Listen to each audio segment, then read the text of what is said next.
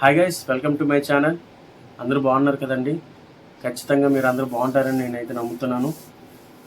Okay, ఎండలు అయితే విపరీతంగా ఉన్నాయండి. అసలు నిజంగా మార్చి ఎండింగ్ కాదు కానీ ఎండలు విపరీతంగా పెరిగిపోతున్నాయి. ఎందుకంటే గతంలో వర్షాలు లేవు కాబట్టి ఎండ విపరీతంగా ఉంది. మా మండలంలో అయితే ఎండ బీభత్సంగా ఉంది. అసలు ఫ్యాన్ తిరగకపోతే ఇంకంతే సంగతి, మన సంగతి. ఓకే గైస్, ఇంకా దాని మ్యాటర్ వదిలేద్దాం. ఖచ్చితంగా ఎండలు అయితే విపరీతంగానే ఉంటాయి ఈ సంవత్సరం. ఓకే, మనమైతే గ్రూప్ 2 ఎగ్జామ్ రాసి ఇప్పటికి నెల రోజులు పైగా అయిపోయిందండి. మన అందరికీ తెలిసిందే. మనకు అనేక యూట్యూబ్ ఛానల్లో అనేక మంది ఇన్ఫర్మేషన్ ఇస్తున్నారు. ఎందుకంటే పేపర్ చాలా టఫ్గా ఉంది. ఒకవేళ ఈజీగా ఉన్నట్లుగా అయితే ఖచ్చితంగా ఎవరు నోరు మెదపరు. కానీ ఈజీగా లేకపోవడం ఏంటంటే అనేక మంది అనేక విధాల విశ్లేషణ అది ఇస్తున్నారు. నాకు తెలుసు అండి. ఎందుకంటే యాజ్ పర్ స్టూడెంట్గా పేపర్ రాసేటప్పుడు మనం అనేక ఒత్తిడికి లోన్ అయిపోతామండి. ఎందుకంటే మనం ప్రిపేర్ అయ్యాం, ఖచ్చితంగా ఇది గెయిన్ చేయాలి, ఖచ్చితంగా మనం ఇందులో క్వాలిఫై అవ్వాలి, క్వాలిఫై మెయిన్స్ ప్రిపేర్ అవ్వాలనే ఉద్దేశంతో మనం ఒత్తిడి తెచ్చుకుంటాం. మన మీద మనమే తెలియని ఒత్తిడి తెచ్చుకుని ఆ ఒత్తిడిలోని మనం రాంగ్ ఆన్సర్లు కూడా పెట్టేసి వచ్చేసాం. ఎందుకంటే బేసికల్గా ఎలాగైనా క్వాలిఫై అవ్వాలి, ఇదేంటి ఇంత టఫ్గా ఇచ్చాడు, ఏ విధంగా మనం పేపర్ అటెంప్ట్ చేస్తాం అనేసుకునే ఆలోచనతో మనం మైనస్ల్లోకి వెళ్ళకూడదు. అంటే నెగిటివ్ మార్కుల్లోకి వెళ్ళకుండా మైనస్ మార్క్స్ అంటే క్వాలిఫై అవ్వక మళ్ళా మైనస్ల్లోకి వెళ్ళిపోతామేమో అని భయం మీద కనీసం క్వాలిఫై అయ్యే విధంగా చూడాలి అని ఎగ్జామ్లో ఖచ్చితంగా మనం అయితే చాలా మటుగా అటెంప్ట్ చేసి ఉంటాం. తెలియని క్వశ్చన్లు కూడా అటెంప్ట్ చేసి ఉంటాం. అది ఇప్పుడు మన పేక్కి ఉరితాడే బిగిసిపోతుందండి నిజంగా. ఎందుకంటే ఈ కట్ ఆఫ్ అనేది వీడు 20 అంటే చూడండి ఎంతకు అయ్యింది ఎగ్జాము.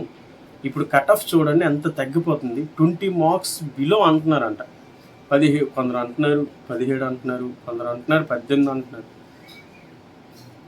ఇలా చూసుకున్నట్లయితే మరి ఓపెన్ కేటగిరీకి 20 అనుకోండి కట్ ఆఫ్. మరి రిజర్వేషన్ కేటగిరీకి ఏ విధంగా ఉంటుంది, బీసీడీకి ఏ విధంగా ఉంటుంది, ఇలాగ చూసుకుంటే 15 నుంచి 20 మధ్యలోని కట్ ఆఫ్లు వస్తాయి అనుకుని ఒక అంచనా వేస్తున్నారు. ఈ విధంగా వస్తే మనం ఇప్పుడు ఆ ప్రెజర్ మీద పెట్టే ఆ రాంగ్ ఆన్సర్స్ అనేది మనకు ఖచ్చితంగా పేక్కి ఉరైపోతాయండి. అంతే. ఇప్పుడు కొంతమంది విశ్లేషకులు కొంతమంది చెప్పినట్లుగా గ్రూప్ 2 ఎగ్జామ్ ఎవరైతే అటెంప్ట్ చేశారో దాదాపు 44% అబోవ్ వాళ్ళందరూ నెగిటివ్ మార్కుల్లోకి వెళ్ళిపోయారంట. అంటే మైనస్ మార్కుల్లోకి వెళ్ళిపోయారంట. అంటే చూడండి మనం ఎంత ఒత్తిడి అనేది ఎంత ఒత్తిడి పడ్డామో, ఎంత ఒత్తిడి ఫీల్ అయ్యామో ఆ పేపర్ రాసినప్పుడు. అంటే తెలిసినా సరే నెగిటివ్ మార్క్స్లోకి వెళ్ళిపోతాం, ఇది పెట్టకూడదు, నెగిటివ్ మార్క్స్ ఉన్నాయి కాబట్టి అనుకుని మనం ఎంత ప్రిపేర్ అయినా ఆ పేపర్ మనల్ని అలా టెంప్ట్ చేసిందండి.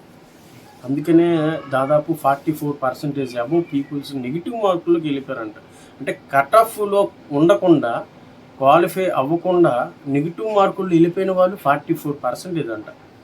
అంటే దీన్ని బట్టి క్వాలిఫైయింగ్ అయిన విద్యార్థులు ఎంతమంది ఉంటారో మీరు ఒకసారి అంచనా వేసుకోండి. నాకు తెలిసి 50,000 కూడా దాటదండి. 30,000 కూడా దాటదండి నాకు తెలిసి. అంత టఫ్గా అయితే పేపర్ ఉంది. అంత ఈడైతే కట్ ఆఫ్ అయితే తగ్గించాడు కానీ ఆ కట్ ఆఫ్ కూడా చేరుకోవడం చాలా కష్టమే. ఎందుకంటే మనం ఒత్తిడి మీద చాలా మార్కులు ఎగిరిపోతాయి. సో అదండి. ఓకే, ఓఎంఆర్ స్కానింగ్ అంటే ఓఎంఆర్ స్కానింగ్ కౌంటింగ్ కూడా అయిపోయిందంట.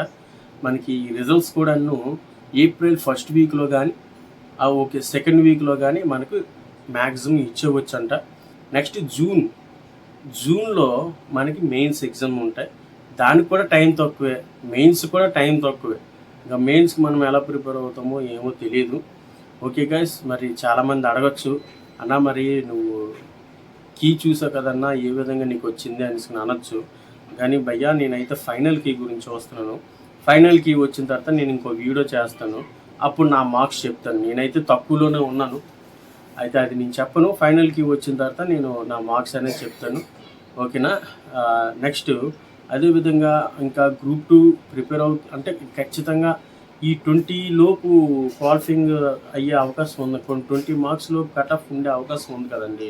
నాలాంటి రిజర్వేషన్ క్యాండిడేట్లు ఎవరైనా ఉంటే వాళ్ళైతే ఒక 17, 18 ఆ రేంజ్లో మార్కులు వస్తే మ్యాక్సిమం అవకాశం ఉండొచ్చు. అయితే ఇదే కన్ఫర్మ్ అయిన కట్ ఆఫ్ అనేసి ఎవరూ చెప్పలేరు. కాకపోతే ఆ పరీక్ష తాలూకా ఆ పరిస్థితిని చూసి, ఆ స్టూడెంట్స్ పడే ఒత్తిడిని చూసి, ఆ క్వశ్చన్ పేపర్ తాలూకా పొజిషన్ చూసి, ఇవన్నీ పరిశీలనలో పెట్టి ఏపీపీఎస్ బోర్డు వాడు ఈ విధంగా చేయాలని చేస్తాడని నేను నమ్ముతున్నాం, అంతే, ఇంకేం కాదు.